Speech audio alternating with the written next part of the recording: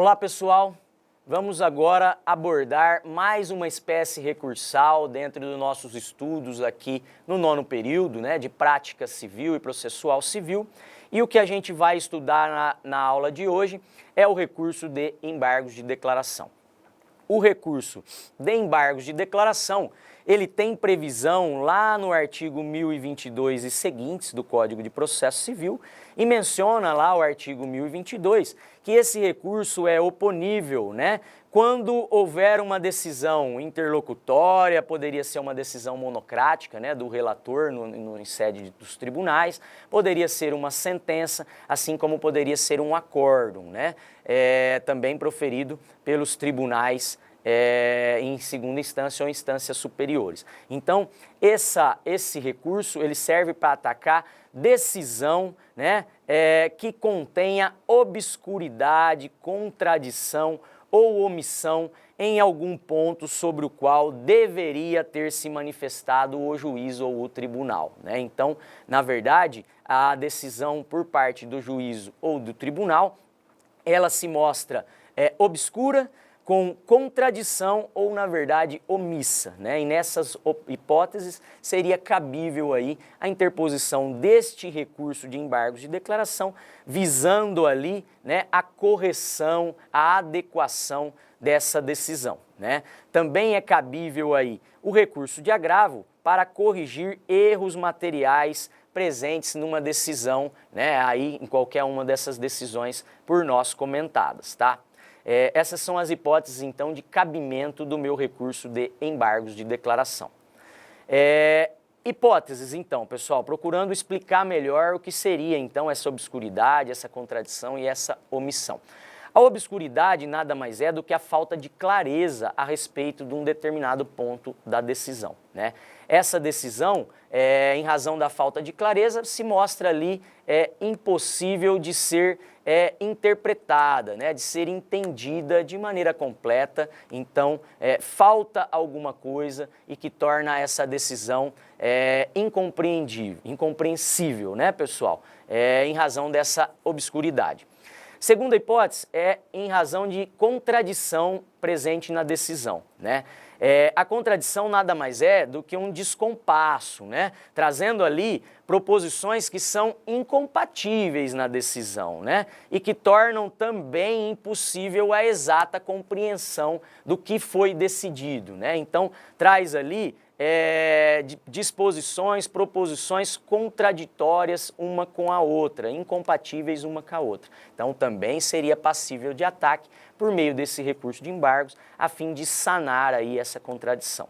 Da mesma forma, poderia caber em razão de uma omissão no julgado, uma omissão na decisão, A omissão nada mais é do que aquela decisão que deixa de abordar algum dos pontos sobre o qual deveria ter o julgador se pronunciado, Então, seja o juiz ou o tribunal, ele deveria ter se pronunciado sobre todos os aspectos trazidos no processo e em sua decisão ele acabou se omitindo e não abordando algum dos pontos aí que ele deveria ter se pronunciado, Então, seriam as hipóteses aí de apresentação, de cabimento do meu recurso de embargos declaratórios, tá?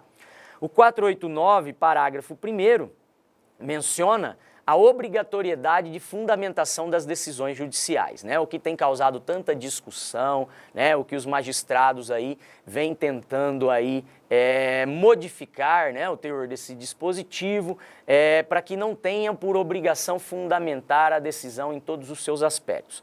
Então agora, em razão do dever de fundamentação obrigatória da decisão, presente lá no 489, parágrafo 1º, é obrigatório, impõe-se ao órgão jurisdicional que ele se manifeste sobre todos os pontos levantados pelas partes em seus arrazoados, em suas manifestações. Caso contrário, a decisão não será completa, a decisão será omissa e aí passível de um ataque por meio do recurso de embargos de declaração, ok? Outra questão relativa aí ao recurso de embargos cumpre mencionar a questão do prazo, Os embargos de declaração, diferentemente das outras espécies recursais que o novo CPC procurou igualar o prazo para a interposição dos recursos, né? Nos outros casos, colocando tanto os prazos para recorrer como para apresentar contrarrazões, todos num prazo aí de 15 dias, né? O prazo para o recurso de embargo de declaração, ele é diferente, ele é de 5 dias, né? Contados aí da decisão interlocutória, né? Da intimação aí da decisão que vai ser passível de ataque por meio do recurso de agravo. Não só interlocutória, né, pessoal? As decisões monocráticas, sentenças e também acórdãos, é a partir da intimação dessa decisão que começa a correr o prazo de 5 dias para interposição do embargo de declaração.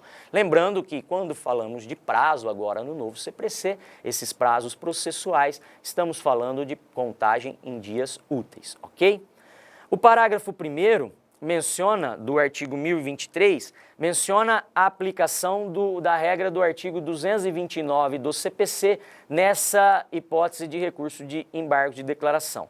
Diz lá que nos embargos de declaração haverá prazo em dobro para procuradores diferentes de escritórios distintos, né? Então, as partes que são assistidas por advogados diferentes e que esses advogados também sejam de escritórios diferentes, elas vão poder contar com o prazo em dobro, né? E, no caso, um prazo, então, de 10 dias para apresentação do recurso de embargos declaratórios, ok?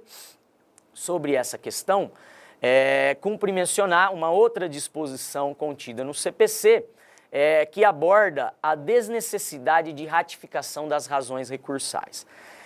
Esse artigo 1024, parágrafo 5º, coloca que se a parte, junto com o recurso de embargos, ela tiver apresentado um outro recurso, né, para atacar essa decisão originária, poderia ser uma apelação, poderia ser um recurso especial, então, para o STJ, né, e no caso dela apresentar concomitantemente com embargos um outro recurso para atacar a decisão originária, se os embargos forem rejeitados ou se os embargos não chegarem sequer a ser admitidos, né, na verdade, não alterando aí o teor dessa decisão atacada, o recurso interposto lá ao mesmo tempo, então aquele outro recurso de apelação ou recurso especial, por exemplo, não haverá necessidade de ratificação das razões recursais. Por quê? O que acontecia? Na égide ali da súmula 418 do STJ, essa súmula acabou sendo cancelada por essa disposição do novo CPC, que não exige ratificação das razões.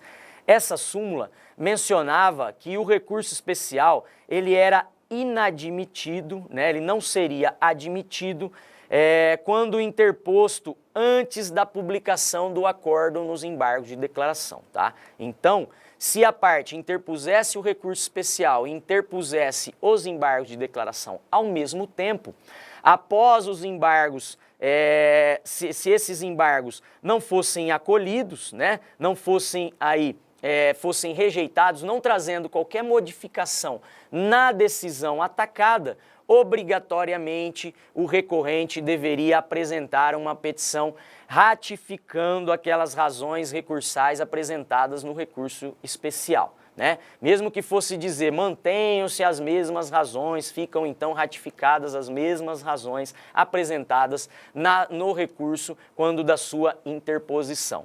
Caso o recurso não fosse ratificado, né? Esse recurso especial, então, essas razões não fossem ratificadas, esse recurso especial não seria admitido no STJ, né? Essa súmula tinha aplicação também nos tribunais de segunda instância, quando falávamos de apelação.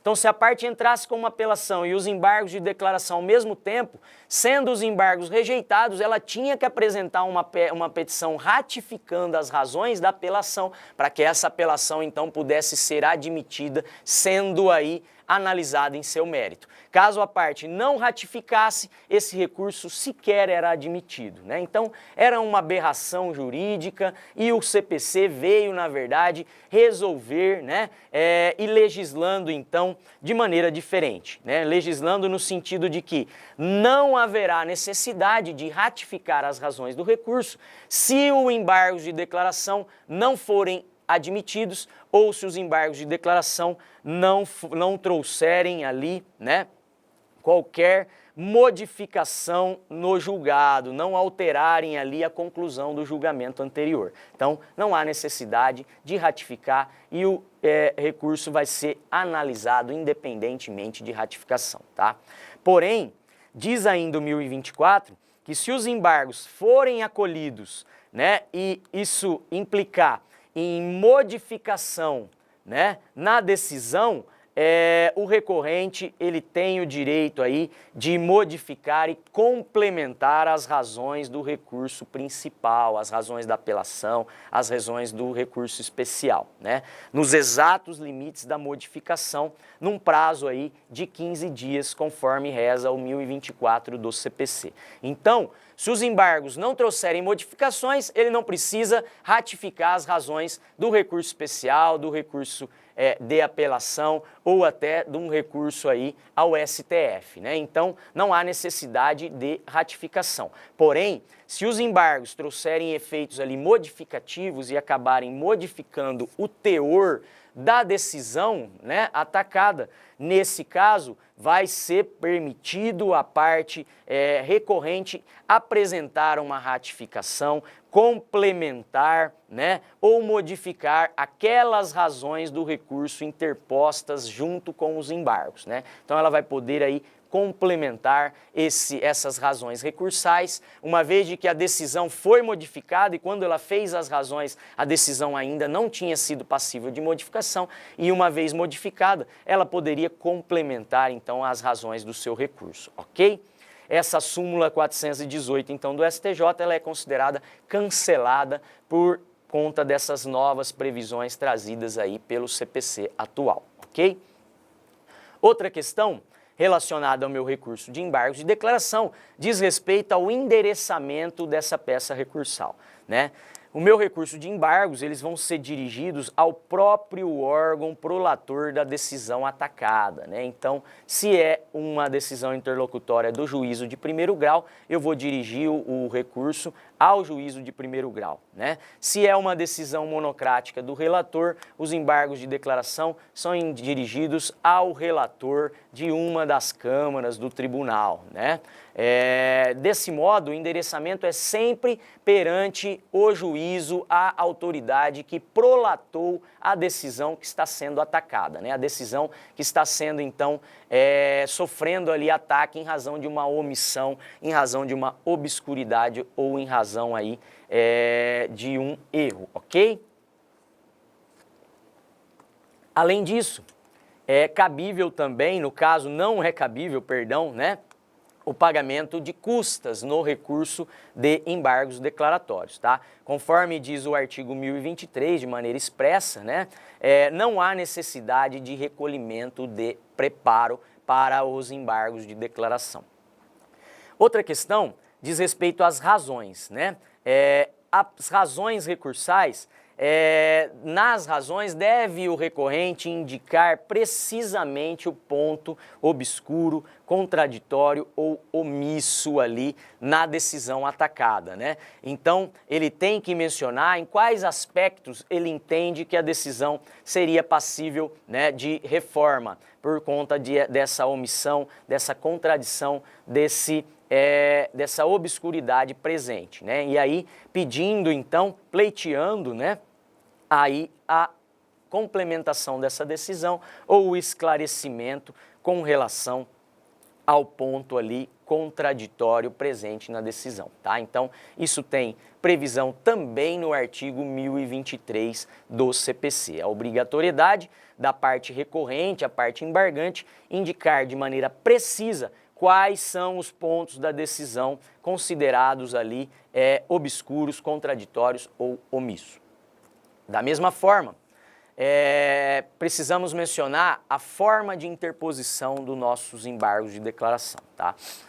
Os embargos de declaração, eles são apresentados através de uma única peça, tá? E diferentemente dos outros embargos, que a gente traz razões separadas, né?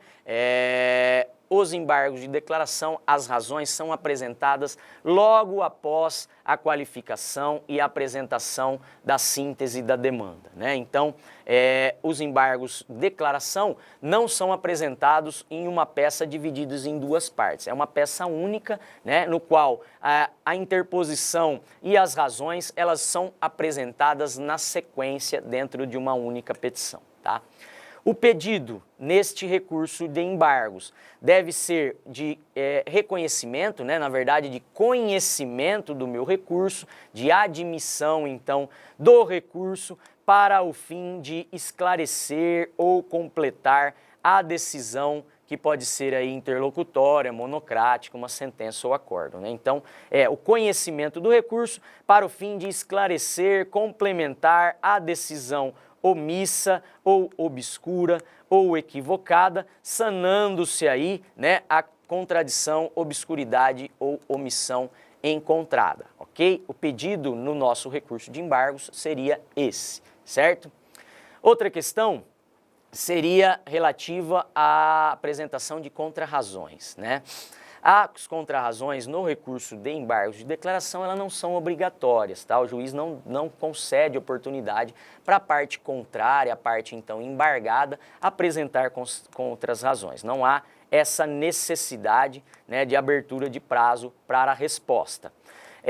Porém, o artigo 1023, parágrafo 2º do CPC, menciona que se o antever, né, o juízo antever a possibilidade de modificação da decisão, que é, na verdade, o efeito modificativo, o efeito infringente que pode ser concedido aos embargos de declaração, se essa alteração na decisão embargada for ocorrer, é imprescindível, então, e aí nessa hipótese, né, o juízo vai necessariamente oportunizar à parte contrária a possibilidade de exercer o contraditório, né, oferecendo ali as suas contrarrazões ao recurso. Então, se os embargos vão apenas sanar uma omissão, uma obscuridade, uma contradição, sem trazer nenhuma modificação ao julgado, à decisão, né, nesse caso não há necessidade do juízo abrir oportunidade para a manifestação em contrarrazões.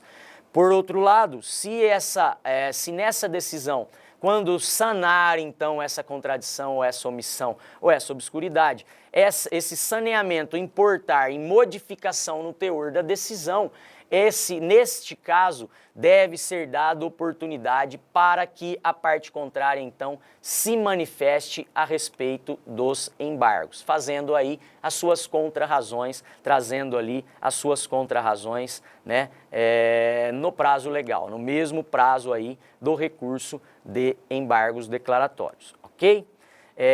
Essa decisão, então, proferida nos embargos de declaração, que venha a modificar, né, o teor da decisão, né, o teor do julgado, se não for dada a oportunidade para a parte contrária exercer o direito ao contraditório através da apresentação de contrarrazões, essa decisão ela será considerada nula, ok? Ainda sobre a questão das contrarrazões, eu trago aqui uma jurisprudência ilustrativa, né, para tentar aí ilustrar um pouco o que nós estamos falando. É uma decisão proferida no STJ, né, nos embargos em agravo regimental interposto em recurso especial, e essa ementa aqui, a gente extraiu apenas um trecho da ementa, que menciona que a atribuição de efeitos modificativos aos embargos de declaração, que são os chamados efeitos infringentes, né, reclama a intimação prévia do embargado para apresentar impugnação, sob pena de ofensa aos postulados constitucionais do contraditório e da ampla defesa, né? Então, se o juízo não oportunizar, nessa hipótese dele antever a modificação do teor do julgado, do teor da decisão, se ele não oportunizar à parte a possibilidade dela apresentar a sua resposta, apresentar suas contrarrazões, haveria aí uma clara ofensa aos postulados constitucionais do contraditório e da ampla defesa, conforme trazidos aqui nessa decisão do STJ. Por esse motivo, ela seria nula, ok? Essa decisão aí proferida nos embargos de declaração que modificaram o teor da decisão sem dar oportunidade de resposta à parte contrária. Sobre essa questão do efeito modificativo, né, também chamado de efeito infringente aos embargos de declaração, cumpre mencionar, né, acredito que isso não seja novo para nenhum de vocês, né, nada mais é do que a possibilidade de modificação do teor do julgado, tá? A gente sabe que, em princípio, o julgador ele não pode modificar o conteúdo da sua decisão, tá? Ele não pode, através do embargos, modificar o entendimento a respeito daquele aspecto da decisão. Porém, se ele vai suprir a falta, né? Suprir uma omissão, suprir uma obscuridade, nessa hipótese, poderia, ao suprir, trazer uma modificação no teor da decisão, né? Então, se essa supressão, né? Se esse saneamento por parte do juízo dessa falha na decisão importar em verdadeira modificação no sentido, no teor do julgamento, no sentido, né, no teor desta decisão atacada, excepcionalmente pode aí o juiz, nesse caso, né, o juiz de maneira excepcional poderia dar um teor, uma modificação distinta da que foi dada anteriormente na decisão, né? Esse efeito modificativo, então, a que ocorre quando o juiz, ao sanar essa obscuridade, omissão ou contradição, ele acaba invertendo, ele acaba modificando o verdadeiro teor da decisão, né? O verdadeiro julgamento dele com relação a um desses aspectos decididos no processo, né? Nesse caso, esse efeito infringente dos embargos de declaração, ele não tem por finalidade rediscutir o mérito da ação, rediscutir a causa. Na verdade, o que ele vai buscar é sanar essa obscuridade, desfazer essa contradição ou suprir essa omissão na decisão, mas que indiretamente acabam levando à modificação do teor do julgado, tá? Então, em razão disso, em razão dessa modificação, é que a gente fala que ocorreu o chamado efeito modificativo, deu-se o chamado efeito infringente aos embargos de declaração, tá? Também se admite embargos declaratórios com efeitos infringentes em face de decisões esdrúxulas, né? Decisões absurdas em que há ali um evidente descompasso entre a decisão e o contexto fático, jurídico, o contexto litigioso trazido através do processo, né? Então, se essa decisão também é absurda, é cabível também um pedido de modificação, né? Um pedido de efeito modificativo para que o tribunal, quando vier sanar, né, essa decisão aí irregular, né, essa decisão não proferida de acordo com o que exige o Código de Processo Civil, e essas decisões, então, seriam atacáveis e quando do saneamento dessa contradição, né, presente ali, ou na verdade desse erro material presente na decisão, quando do saneamento o juiz poderia conferir um verdadeiro efeito infringente, né? Eu falo juiz, mas é o juízo, podendo ser o tribunal também, né, concedendo aí um efeito infringente, modificando o teor dessa decisão e sanando ali esse absurdo, né, encontrado nessa decisão esdrúxula, ok? Outra questão relativa aos embargos diz respeito ao pré-questionamento, né? É possível a utilização de embargos de declaração para fins de pré-questionamento, né, de questões federais para recebimento de recurso no STJ, de recurso especial no STJ, ou pré-questionamento de questões constitucionais, né, para fins de admissão, recebimento de um recurso especial no STF, tá? Então, é possível, tem previsão expressa no artigo 1025 do CPC, né, essa possibilidade de embargos para fins de pré-questionamento de alguma questão que o juízo se omitiu e não mencionou em sua decisão, né? Então, a finalidade é provocar a manifestação expressa do julgador sobre algum dispositivo de legislação federal ou constitucional porventura não mencionado pelo juízo em sua decisão. Essa decisão atacável deixa ali, omite-se quanto ao enfrentamento da aplicação de algum dispositivo de legislação federal ou algum dispositivo constitucional, né? Nesse sentido, se ele deixa de se manifestar, não seriam admissíveis esses recursos excepcionais aos tribunais superiores, né? Em razão da falta de um requisito de admissibilidade, que é o pré-questionamento da questão federal ou constitucional. Para o Tribunal Superior poder enfrentar aquela questão, ela já tem que ter sido objeto de apreciação pela instância inferior, senão haveria uma verdadeira supressão de instância, né? Então, para que o Tribunal Superior possa analisar em sede de recurso especial ou recurso extraordinário, essa questão deve ter sido pré-questionada, ela deve ter sido objeto de questionamento perante o juízo aquo, né? Só depois de questionado é que o juízo ad quem vai poder aí fazer a análise e decidir a respeito destes embargos a respeito do recurso especial, né, ou recurso extraordinário, né, pessoal? Pois só depois de pré-questionada a questão é que esses recursos seriam admissíveis, ok? Portanto, fica claro que o CPC autoriza a utilização dos embargos de declaração para a finalidade de pré-questionar questões constitucionais ou federais, visando que o órgão julgador se pronuncie especificamente sobre a aplicação dessas normas no caso concreto, né? Então, que ele não se mantenha omisso em sua decisão, que ele venha então e se manifeste sobre a aplicação da norma federal, né? E aí podendo caber um recurso ao STJ, depois de pré-questionada, depois de resolvida essa questão, né? Ou, no caso, a aplicação de uma norma constitucional, né? Após aí manifestação expressa, então, do órgão julgador, seria passível também um recurso extraordinário para atacar a aplicação desse dispositivo constitucional, presente, então, na nossa Constituição Federal, ok?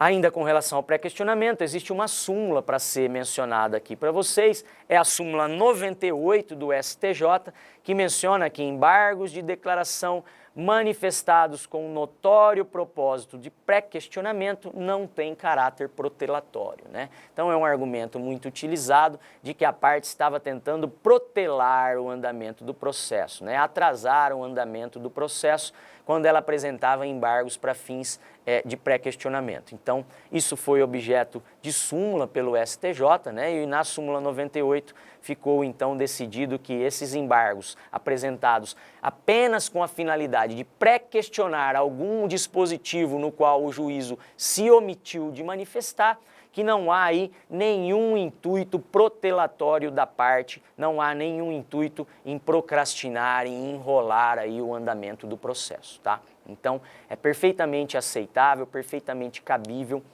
não há que se falar em má-fé processual, né? A interposição de embargos declaratórios apenas para fins de pré-questionamento, tá? O artigo 1025, ele reconhece a possibilidade dos embargos de declaração viabilizarem, mesmo quando não conhecidos ou rejeitados, o reconhecimento de omissões, erros e obscuridades apontadas aí, né?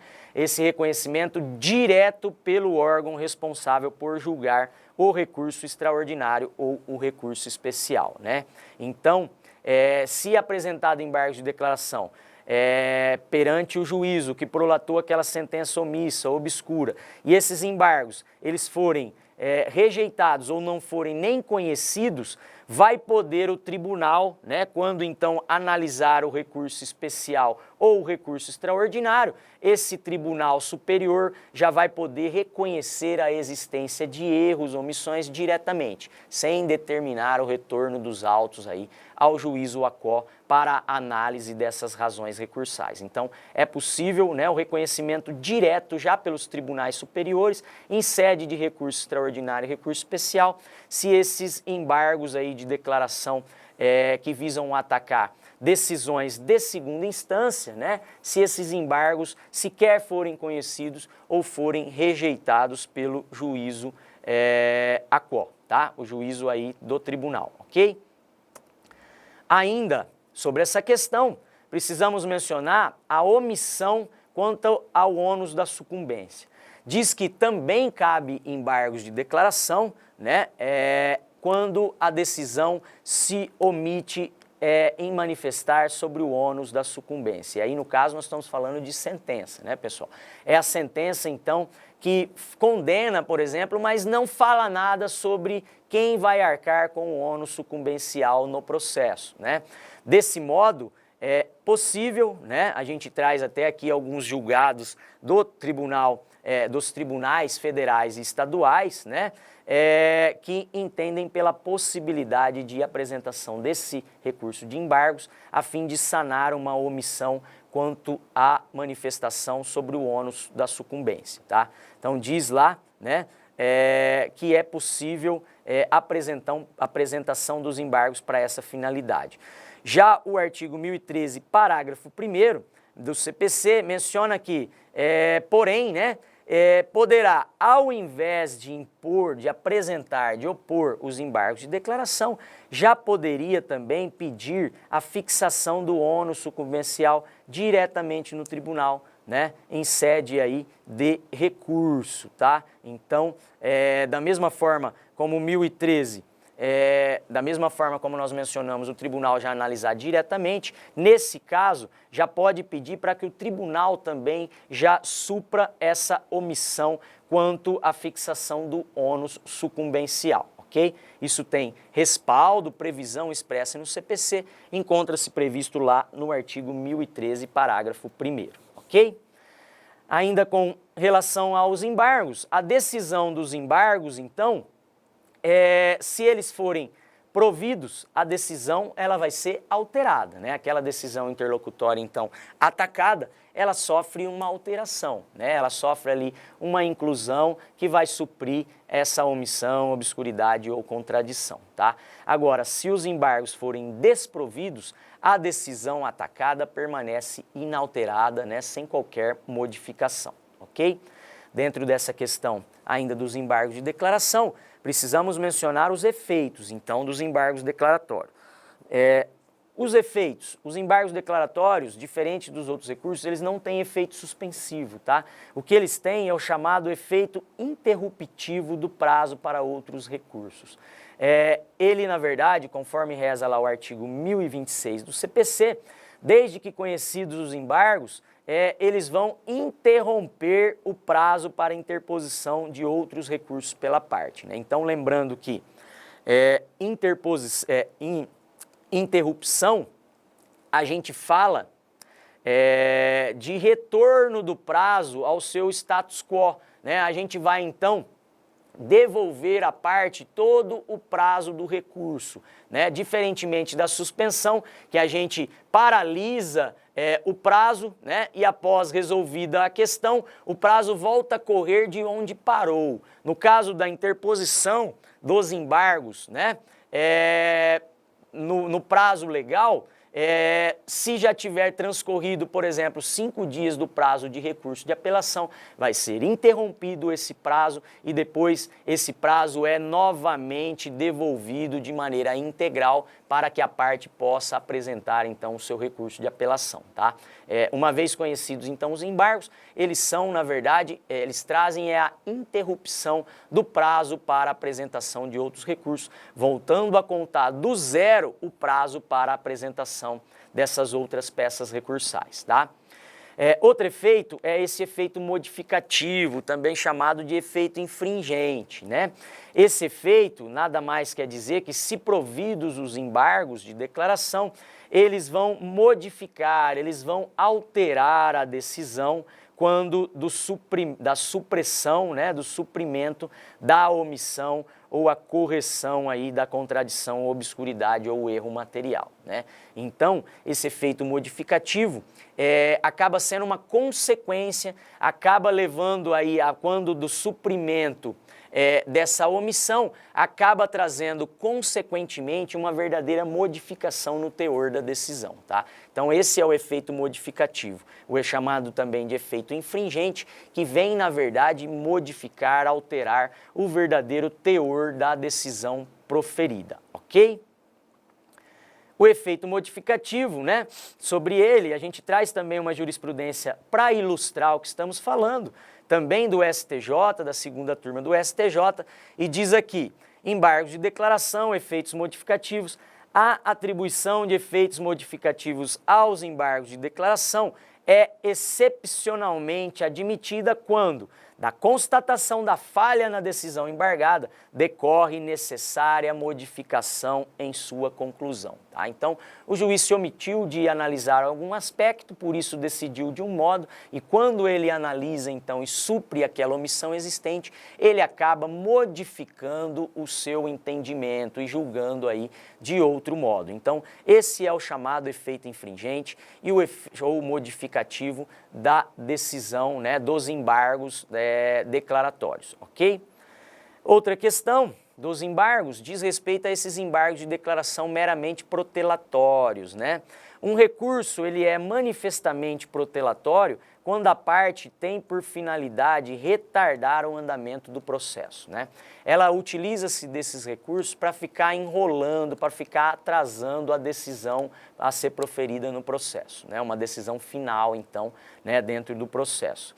Diz o artigo 1026, parágrafo 2º do Código, que a utilização dos embargos de declaração para fins procrastinatórios, para fins protelatórios, pode implicar em multa, que vai ser em favor do embargado, em favor do recorrido, então, e essa multa vai ser no valor de até 2% do valor da causa, tá? Então, é uma penalidade aí para ser aplicável para aquele recorrente que tem interesse de ficar apresentando embargos de declaração simplesmente para procrastinar, para protelar o andamento do processo, né? Nessa hipótese, o juiz vai poder multar até 2% do valor da causa e essa multa é revertida à parte recorrida, ok?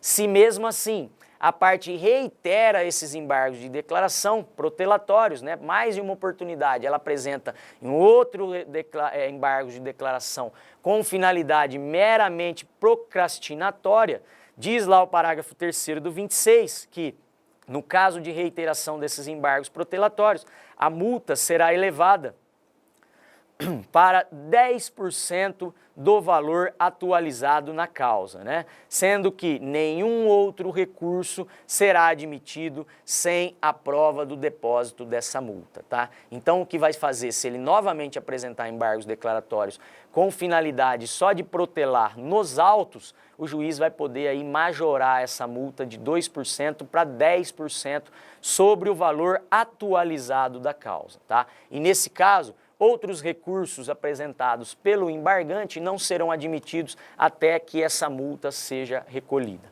ok? O parágrafo 4º também traz uma menção sobre esses embargos protelatórios e diz que não serão admitidos novos embargos de declaração se os outros 2 anteriores forem considerados protelatórios, tá? Então, cria aqui um impedimento para poder apresentar um terceiro embargo de declaração, né? Se a parte já teve 2 embargos julgados ali como meramente protelatórios, ok? Com relação ainda a essa questão, cumpre mencionar a possibilidade de interposição de embargos de declaração nos embargos de declaração, né? A hipótese, então, da decisão proferida nos embargos de declaração não sanar a obscuridade, a contradição, a omissão existente, né? Então, novamente, o juiz profere uma nova decisão e essa decisão não supriu, né? Não corrigiu, não sanou esses defeitos existentes. Em razão disso, mostra-se admissível a interposição de novos embargos de declaração. Tá? Então, seria ali cabível o embargo sobre a decisão proferida nos embargos. Tá? Aí, no caso, embargos de declaração, né, pessoal? O prazo é o mesmo prazo e também deve-se observar os mesmos requisitos de admissibilidade do recurso, né, quando da apresentação desses segundo embargos aí, de declaração apresentados, então, dentro do primeiro embargos declaratórios apresentados, tá? Segundo já decidiu o STJ, os segundos embargos de declaração não se prestam a sanar eventual vício existente no julgamento do primeiro incidente declaratório. não para suscitar questão relativa ao julgado anterior e que não foi arguida nos primeiros embargos declaratórios, tá? Então, na verdade, esses segundos embargos, eles visam realmente só sanar o vício existente no julgamento dos primeiros embargos, tá? Não tem por finalidade suscitar qualquer modificação na decisão anterior, naquela decisão que deu origem ao primeiro recurso de embargos declaratórios apresentados, tá? Então, essa daí teria que ter sido atacável por meio do primeiro recurso, tá? O que esse segundo recurso vai visar é sanar uma omissão, obscuridade ou contradição nessa segunda decisão proferida em sede de embargos de declaração, ok? E por fim, né, cumpre mencionar aqui a ideia da apresentação, a possibilidade da apresentação de embargos de declaração em sede dos juizados especiais, tá? E aí vai ser regida pela lei especial que trata dos juizados especiais cíveis, né? É a nossa lei 9.099, tá? No caso de previsão através da lei especial, nós não vamos aplicar as normas do Código de Processo Civil e sim as normas previstas aqui na lei 9.099. Assim, em sede de juizados especiais, cabe também embargos declaratórios, nos casos aí de dúvida a respeito do julgado, tá? Além dos casos de omissão, contradição, né? Havendo dúvida com relação à decisão, também é cabível o recurso de embargos nos termos do artigo 48 da Lei 9.099, tá? Diz ainda a Lei 9.099 no seu artigo 50 que a interposição dos embargos de declaração não interrompe o prazo para apresentação de outros recursos. Na Lei 9.099, os embargos de declaração eles vão suspender o prazo para apresentação de outros recursos, tá? Então, não tem aquele efeito interruptivo próprio dos embargos que são apresentados com fundamento no CPC, tá? Os embargos fundamentados na Lei 9.099, o que eles fazem é suspender o prazo para apresentação de outros recursos, né? No caso aqui, né, o recurso é a turma recursal, né? Esse recurso aí tem o prazo suspenso, então, né, e não interrompido, como ocorre com o CPC nos procedimentos comuns aí, né, ajuizado não perante a vara do juizado, mas perante as varas comuns da justiça, ok?